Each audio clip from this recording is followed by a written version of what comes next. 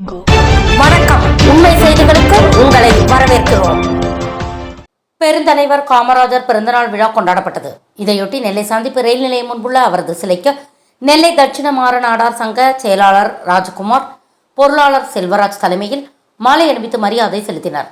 விழாவில் மும்பை கிளை சங்க தலைவர் காசிலிங்கம், பொருளாளர் பொன்ராஜ், தலைமைச் சங்க நிர்வாக சபை உறுப்பினர்கள் ஆறுமுக நயினார், சுரேஷ், அந்தோணி, அருள்மேயர், சப் கமிட்டி உறுப்பினர் கார்த்திகேயன், செல்லத்துறை மற்றும் சங்க ஊழியர்கள், பொதுமக்கள் கலந்து கொண்டனர்.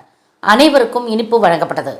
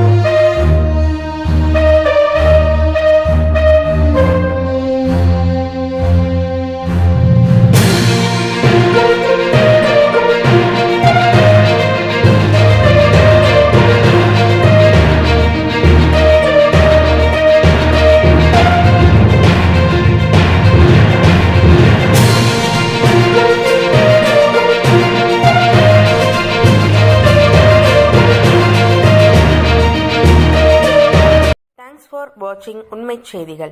நெல்லை செய்திகளை உடனுக்குடன் தெரிந்து கொள்ள சேனலை சப்ஸ்கிரைப் பண்ணுங்க, லைக் பண்ணுங்க, ஷேர் பண்ணுங்க.